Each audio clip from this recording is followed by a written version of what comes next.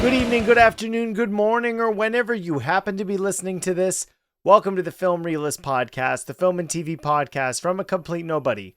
That is hopefully for somebody. My name is Kyle Naranya, and on episode 140, I will be reviewing Sinners, the first film to be viewed from my most anticipated list of 2025. I'm very excited for this, but this is the fifth collaboration between Ryan Coogler and Michael B. Jordan. There will be a non-spoiler review and a spoiler review. Time codes will be listed in the description for the episode, and then we will round out the episode with listener mail and responses to question of the week. Let's sink our teeth into Sinners.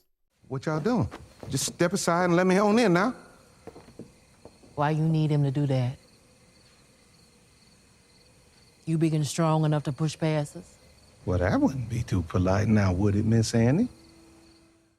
Ryan Coogler is probably most familiar to film-going audiences from his work in other intellectual properties, which makes Sinners so interesting and one of the reasons it was one of my most anticipated films of the year. Of course, the collaboration with Michael B. Jordan has clearly worked for the both of them.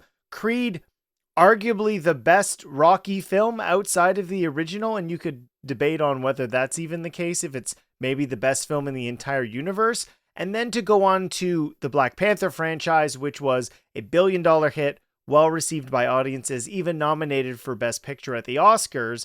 And the continual collaboration between these two has only explored the possibilities of what these two are capable within the arts. I was so pumped for this. As one, Ryan Coogler is a director. I will go see his movies. He has such an incredible filmography at this standpoint. But more than anything, what Sinners is most intriguing, and clearly what worked for so many people, as it had a phenomenal opening weekend, which is something that the cinema needs. Movie theaters need new and original films to be successful, as opposed to all of the brands that we're so familiar with. And this is an instance where Ryan Coogler, similar to a lot of other auteurs, it's very late in the evening and I'm having a hard time speaking, apologies for that, he is taking a genre we are so familiar with, which is that is of supernatural elements, horror, specifically vampirism, and then spinning it in a world that is so little explored, particularly, of course, in the horror genre, and then starring Michael B. Jordan as two leads. He plays Smoke and Stack in this. It's funny to have two movies already in the year that have twins, and the use of them is so distinctly different and kind of, actually, interestingly enough, addresses some of the issues I had with Mickey 17, which is Michael B. Jordan's performance in this movie as Smoke and Stack, providing an opportunity for each of those characters to feel uniquely distinct. The relationships that they have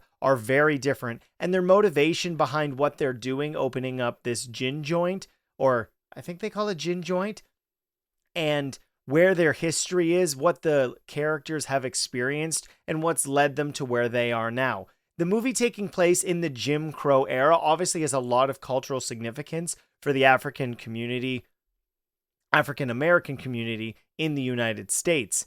And to set a horror film in that setting, particularly with what the African American community was facing when it came to sleeper agents of the Ku Klux Klan, and not covering that up, but adding an additional problem, that being of vampires, makes this movie incredibly tense. The use of music was something I don't think I had necessarily suspected. All of the trailers for this movie pit you in this really contained horror movie where you just feel the hair on the back of your neck raise because of how uncomfortable you are. The way that it sets up the villains of the movie against your hero, Michael B. Jordan. But in allowing this movie to feel so unique while exploring a genre that we are so familiar with. I know, vampire movies, I reviewed one last year with Nosferatu, but similar to Robert Eggers, Michael B. Jordan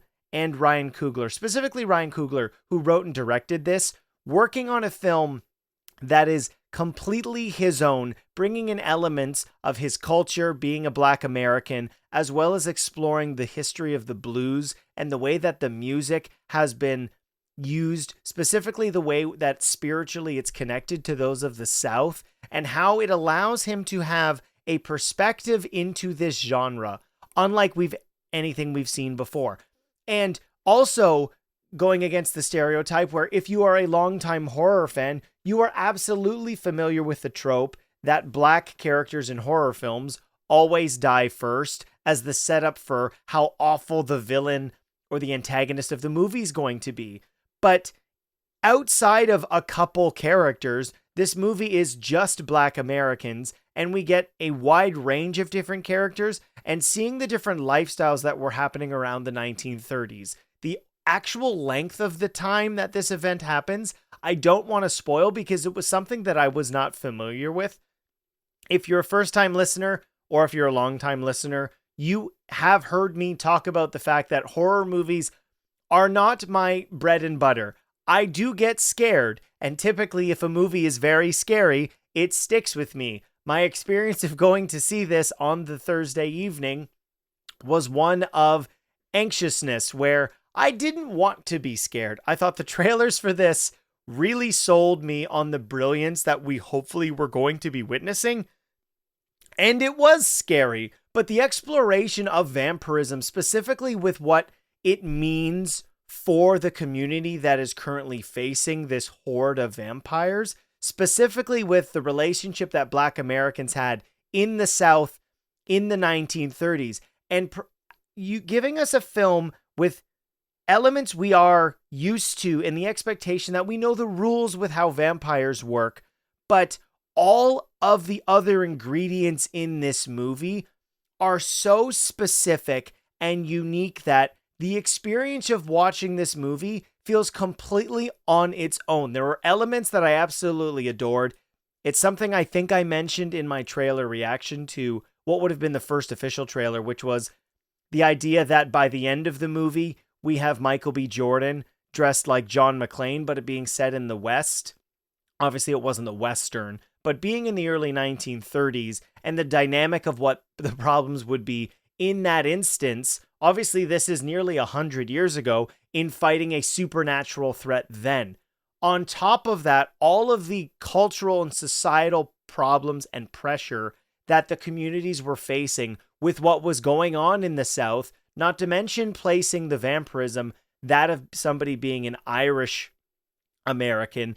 And all this movie has to say about vampirism and the benefits or cons that would be an instance for somebody facing the possibility of that in their future. Not to mention, one of the things I love so much, and the music in this movie is absolutely incredible, but the way that it is a part of the story and is not only just incredible music, which it absolutely is, but that being an element of the introduction to the world that we are seeing in this movie. It is the backbone of the entire picture. It is a through line with one of our main characters, specifically in his relationship to music, its connection to its people and to its culture, what it has people feeling and believing, its connection to their history, and the things that you can experience when hitting the bliss of playing an incredible blues song,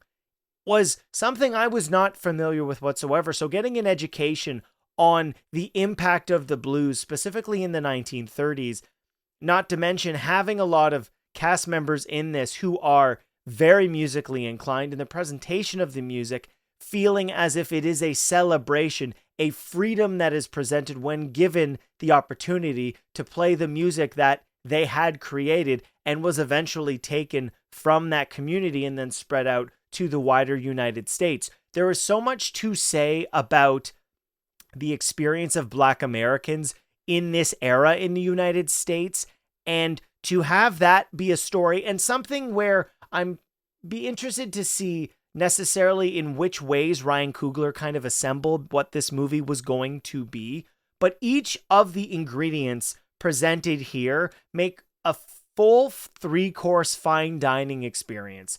This movie on its own, just kind of cutting it up into pieces, gives deliberately social commentary on the times then and how they are somewhat reflective of the times now, specifically, obviously, with looking at the dynamics in the United States, the abuse of power, that being the advantages that were given to the specific communities, and even with freedom being the case, how the Black community was being treated in the South at this time.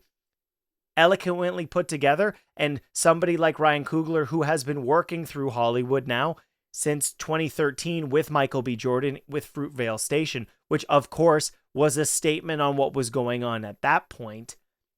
But to continue this movie into the horror elements, the exploration of vampirism, what it means to that community, and the way that it's presented makes this a very intense, gripping presentation while still meeting all of the standards and expectations of what you would expect and the rules that we know from vampirism.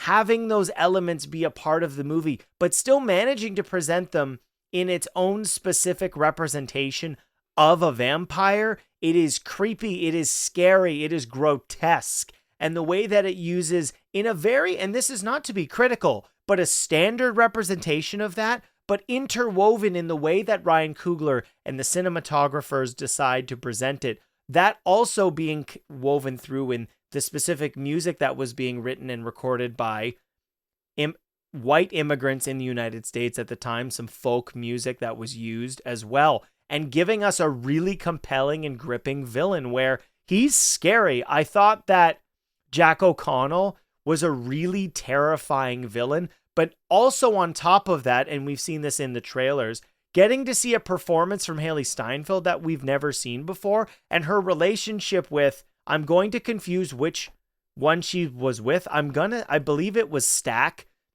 and Smoke and Stack and their relationships to their love interests, not to mention the fact that the two brothers are antagonistic to each other because of what happens in the movie. And you might be able to see the poster behind me if I release it in a clip or not, but the use of color to differentiate the two characters, the way that which they have the body double usage, camera techniques to make us believe the twins are there together. I give a lot of credit to everybody involved, because there's not an instance in this movie where you have that issue where you're watching looking for a floating head, which of course we've seen in other movies with twins, but the integration of them feeling so distinct from each other, and the issues that Smoke and Stack, these are their nicknames throughout the movie, are facing, their relationships and their past affects the decisions that they make moving forward in the movie. They are responsible for this gin joint, and everything that happens after that, the opening night, is because of their past history. All of the things that they've done affect the choices that they make. And we get little bits of dialogue here and there, their interactions with people from their history move the plot along, and you feel these rich and interesting dynamics. Not to mention the interactions between all of the compatriots of the gin joint, that being Miles, I'm not sure if it's Caton or Catan, who plays Sammy or Preacher Boy, was incredible. I thought that what works so well about this movie is you feel the relationships have history. We don't need full conversations going, this is exactly when we met, how we feel. You get somebody's reaction to seeing somebody from their past, and you have the conversations brief enough to establish their relationships. And then as the movie continues, we get to see how in depth these relations are. How well do they know each other? Where are they going? Are there going to be further conflicts because of their history? And allowing the two twins to be antagonistic of each other because of their relationship, Stack and Mary specifically being ones that really kind of swell up the problems in the movie, make for a really gratifying, intense, uncomfortable movie. It's a supernatural horror, and its exploration in the genre is incredible, but that would be a good movie on its own because of what Ryan Coogler does, taking all of those elements and weaving them together in something that is much more a commentary, a socio-political commentary to some degree, included with a vampire horror movie that has something to say was absolutely shocking to me. And I shouldn't say that just because we've only seen Ryan Coogler make movies within brands that we are familiar with. It's interesting to me because there has been a conversation about the directors who have worked within the Marvel machine and where they've gone afterwards. Leading into Avengers Doomsday, there's been so much conversation about the Russos, and every movie they've made since Endgame has been negatively received by audiences and critics. What this proves to me is that Ryan Coogler, in and out of the machine, is maybe one of the most capable writer-directors working right now. And after watching Sinners, I was going to be there day one anyways, but now I'm going to be telling more people why they need to see the movies that this guy makes. He clearly has his Robert De Niro and Michael B. Jordan in terms of Martin Scorsese working with De Niro and DiCaprio a lot. And after this, I will see whatever movies they make together. It would be amazing if they continue to explore other genres that we're familiar with, because clearly he has a handle on the ideas he wants to present, and it made for an experience that I likely won't forget, at least for the foreseeable future. So that's, without being able to talk about any of the spoilers, that's my non-spoiler thoughts on Sinners. So let's jump into the spoiler thoughts right now. I ain't mean to scare you. Thought y'all done forgot about me in here. Come on, open the door, let on out of here. Stay. It's you? Of course it's me, open the door. That ain't your brother. So the movie opens in October 16th of 1932. We see that Sammy, who is a character we are not introduced to until shortly after, which is he has clearly been attacked. He has the neck of a guitar, and he stumbles into his father's church looking to be saved from the experience. And we then cut back to October 15th of 1932, establishing all of the relationships. Smoke and Stack were these twins who were familiar with their area in, I believe it's Mississippi, so Delta, Mississippi Delta. And they have returned from Chicago working for Al Capone. They have stolen all this money to purchase a juke joint for their community. And they had actually pit two different gangsters against each other, so that way they're unaware that they'd stolen all these things. And they want to build a community for their community to partake in. One of my favorite elements in the setup of the movie is we see them moving around their town, hiring all the different people that would be included in the juke joint. So they get their cousin Sammy, aka Preacher Boy, who's an incredible guitarist and longs to go to the cities because his passion is for that of music. They then go to a train station where they recruit, what is the name of the keyboard player? I actually don't think I remember this. What is his name? I don't remember. Not Pearline. What is the name of the piano player? I don't remember. It's not Pearline. Delta Slim, who is a harmonica player as well as a keyboard player or piano player. And then we meet Mary, who's somebody who had a relationship prior with Stack when they were in Chicago. And the dynamic between the two of them really sells the scorned lover. But very early on, and what I appreciate so much about the movie is it opens with Smoke and Stack. We see them share a cigarette, which is a great way of saying, look, they're in the same scene together. But then also immediately splitting the two characters up, where Stack goes with Sammy Jr. or Sammy Preacher Boy, and then Smoke goes to deal with his own errands as they're amassing the things they're going to need to then set up the juke joint for the evening, today being their grand opening, is we get to see how the characters are different. It is hard to play two of the same, not even two different characters within a television show or a movie. A lot of people would be familiar with the Winklevoss twins in The Social Network. And I would say for the most part, the twin stuff is really great, but they still feel like they're the same person. Where in this, Smoke and Stack, specifically their history, makes them feel like they are their own characters. Smoke is somebody who had at least a lover, and their child died, likely in birth, And because of this, he holds on to this. She's somebody who is based in, I wanted to say it's voodoo, but I don't believe Annie is somebody who uses voodoo magic. I don't want to misrepresent what she is capable of. But regardless, we see their relationship and the dynamic between the two of them. He left likely because of the passing of her belief in the occult. So yeah, okay. And then Stack has this relationship with Mary. And automatically we see the two different relationships. One being one with Smoke, who has the passed away child, one of tragedy. And then Stack's, where maybe not feeling like the relationship necessarily was going to work because, of course, Haley Steinfeld on the outside would appear to be just a white American. And given where they're living in the South, that was not something that would go lightly.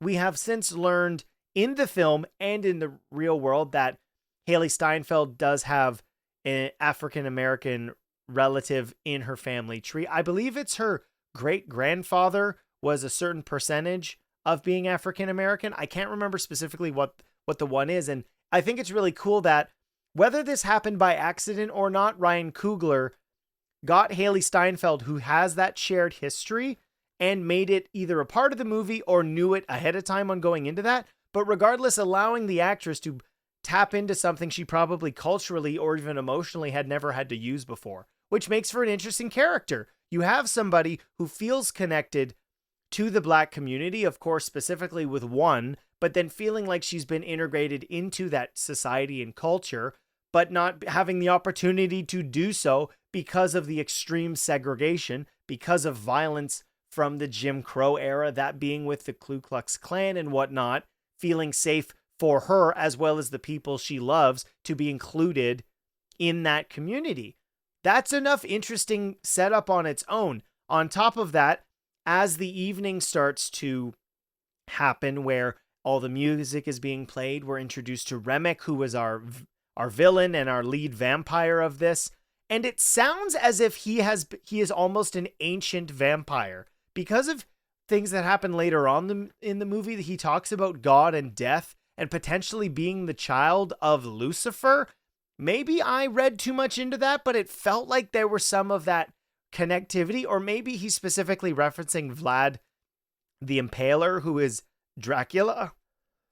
And he actually, just sort of happenstance, while being chased by some First Nation vampire or monster hunters, winds up attacking and turning two Ku Klux Klan members who are actually related to the man who sold what was, I believe, a sawmill to Smoke and Stack, and learns that there actually was a plan because of selling them this land and this building in this remote area, that the morning after their opening night, they were going to show up and they were going to kill everybody. But he wants to free them from that situation. If you are a vampire, you are immortal and you are free.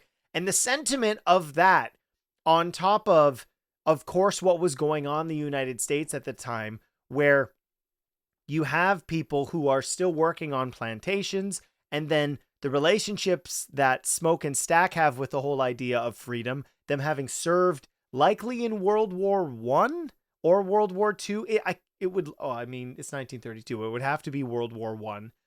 And then dealing with what they're facing from the rest of the world, or not world, the rest of the United States, is not something you necessarily need. And that's to say, what I love so much about what Ryan Coogler does with this story is there are so many layers to the story being presented. You have all of the societal expectations, trauma, and problems that the Black community was facing in the South in the 30s, which is enough, more than enough on its own, but then to add, also, there are vampires trying to kill us. And what I love so much about the movie that I did not know going into it was all of this happens over one night. It is the opening night of the juke joint that all of this happens. It really does.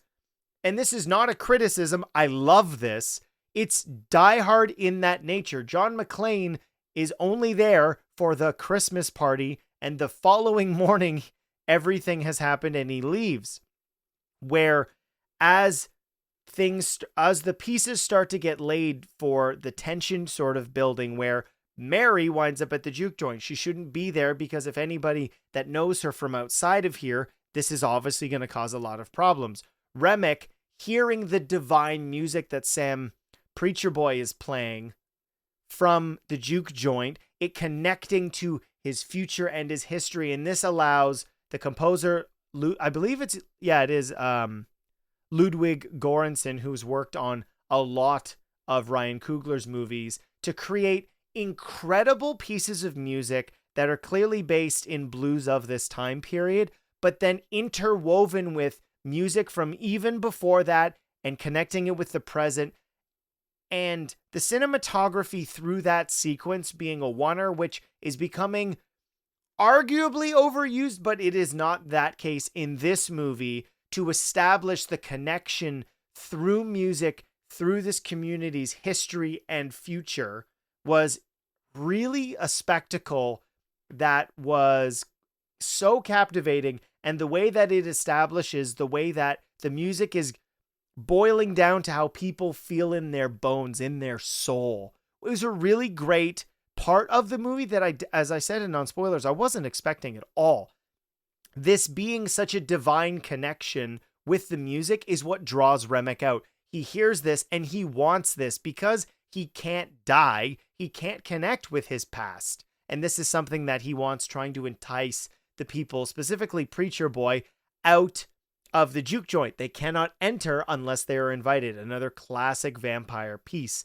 And it is after this visit that the tension and the unnerve, the hair on the back of your neck, as I said earlier, you just start to feel the box get tighter and tighter, and the walls are closing in on everybody as he starts to turn more people.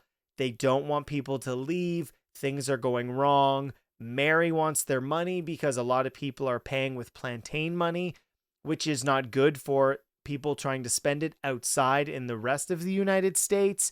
We need, but what if they have real money, and all of these problems that they're facing? And it seems like it's a solution to enlight these three random white people into their place. It is then after Mary gets turned that everything hits the fan. We see Stack get bit, which would lead into spoilers for this.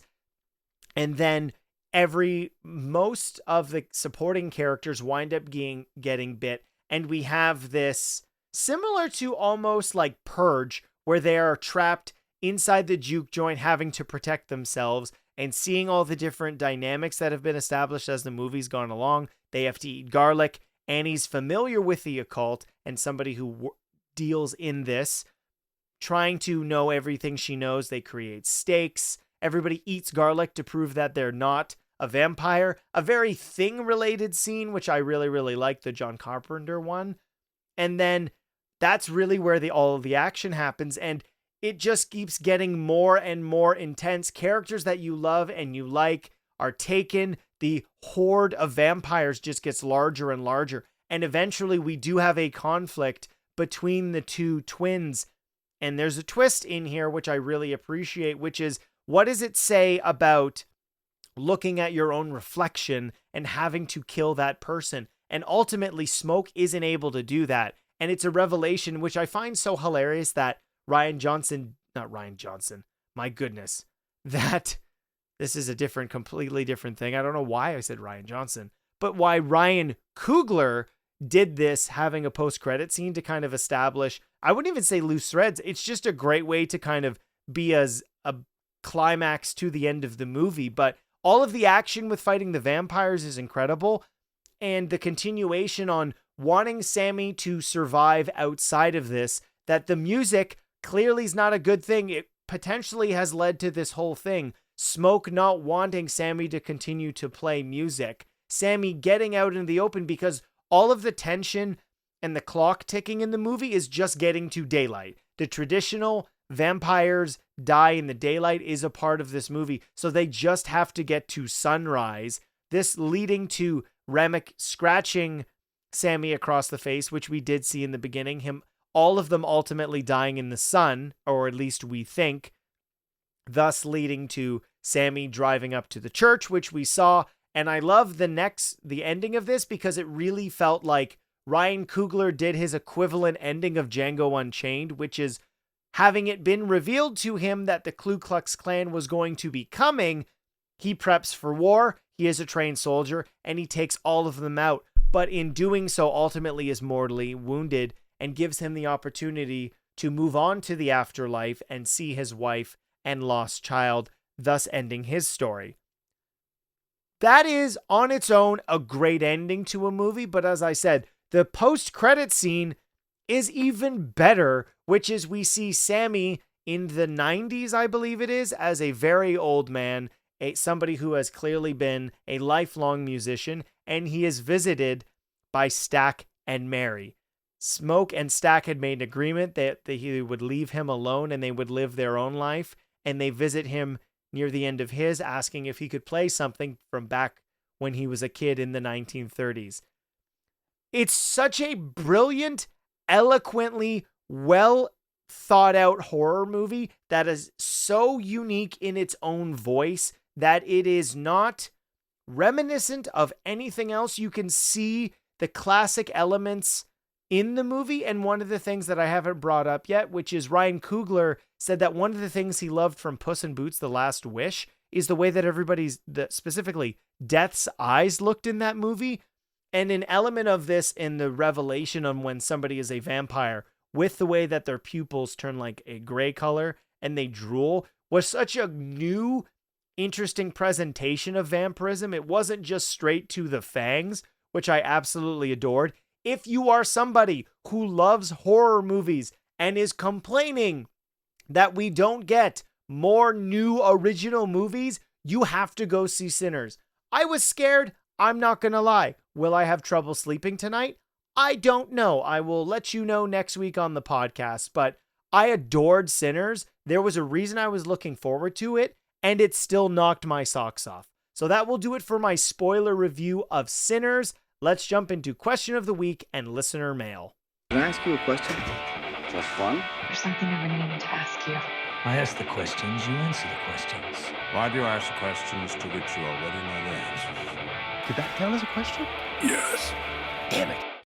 This week's question of the week was, what is your favorite Michael B. Jordan film? We got a bunch of different answers, so let's get to them now.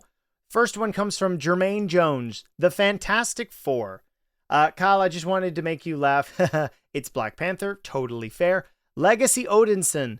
As I've only seen him in 2 films, my vote is for his 30-second cameo in Space Jam 2, as that joke is the only one that landed in the movie. Black Panther is my non-answer since he carried that movie on his back. Okay. Scotty Cameron says, I'd probably have to choose Black Panther because it's the best film I've seen with Michael B. Jordan. I think the only film I've seen where he is the lead is Without Remorse, which wasn't very good. No, it is not. Michael B. Jordy was a great John Clark, and I hope to see him in the new Jack Ryan film. Yeah, they're in a shared universe, aren't they? That movie was painfully predictable. So Black Panther because Michael B. Jordan was a scene stealer and a standout to the late, great Chadwick Boseman. Totally agree. Dylan Pollock writes in, I would say it's Creed. The first one was the best for sure. And then what has become a tradition on this show, a short novel from Scotty Cameron. All right, man, it's been a long time since I watched an MC. Oh, this is on Daredevil. You know what? I flipped these in my notes. So I'm going to go back to the other one.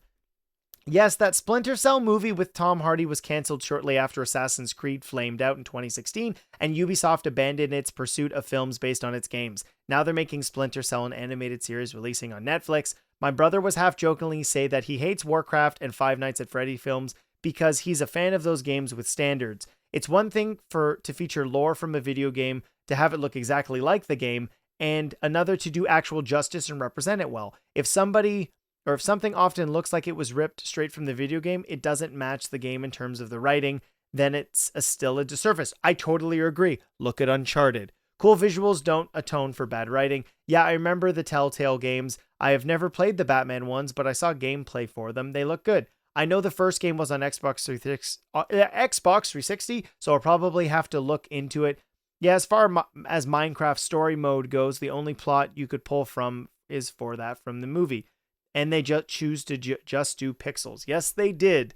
it was rough. And then we have some comments on Daredevil. We have Scotty Cameron's comment on Spotify. Great episode. Thank you, Scotty. I did enjoy Daredevil Born Again very much. The finale was great, especially seeing Punisher confront the vigilante task force for co-opting his symbol. I also loved seeing Daredevil and Punisher team up again after we teased it in episode 4. With the second season and Punisher special on the horizon, I would love to see how it plays out. The end credits, Punisher escaping, was clearly setting up the special. More street-level heroes, Marvel Studios, please. Totally agree. And then Dylan Pollock writes in, hard to disagree with adding any Luke Cage or Jessica Jones. I think most of the Netflix universe is dead weight, and to over-universify that would diminish the quality. Okay.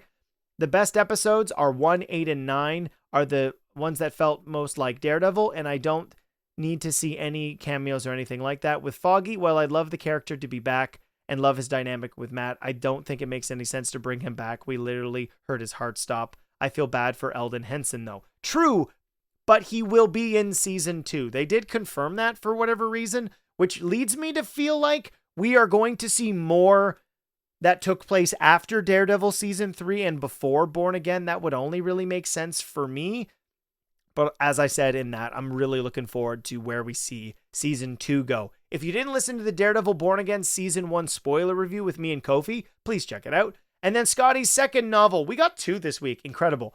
Man, it's been since a long time since I watched an MCU show as it released on Disney+, but Daredevil Born Again was the perfect show for me to do that. The last MCU show I watched was Moon Knight. I haven't really kept up with the MCU afterwards. I did watch Loki season 2 and She-Hulk, but that was on my own time. I should probably watch Echo since Daredevil and Kingpin were in that. I would love to see the formation of Marvel Knights team. I know that the MCU has basically called the Marvel Knights and the Defenders because of Jeff Loeb's tenure and trying to build street-level heroes in the MCU with the Netflix stuff.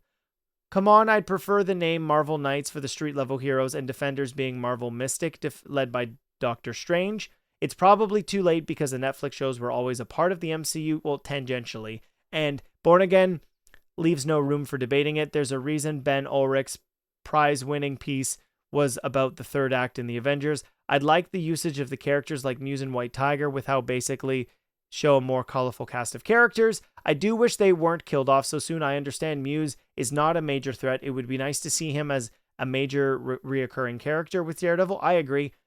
But, that's... actually, no, I don't know if I do. With that being said, Muse in the comics, we can expect to see that character emerge later in their season. Based on recent reports, the trade publications about season 2 and the fact that photographers have shadow does seem to be looking like it's in Shadowlands. Yeah, that's true, which will be interesting given how it landed. Thank you so much to everybody who wrote in for question of the week, which now leads me to this week's question of the week. What is your favorite film with Ben Affleck? I will be reviewing The Accountant 2 next week, and there may be something extra, but I don't want to confirm that just in case I don't have any time. So to answer the question of the week, you can comment directly below on YouTube and Spotify. You can email the podcast, filmreelistspod@gmail.com, or you can @the Film Realist on any social media. Just make sure to include the hashtag QOTW.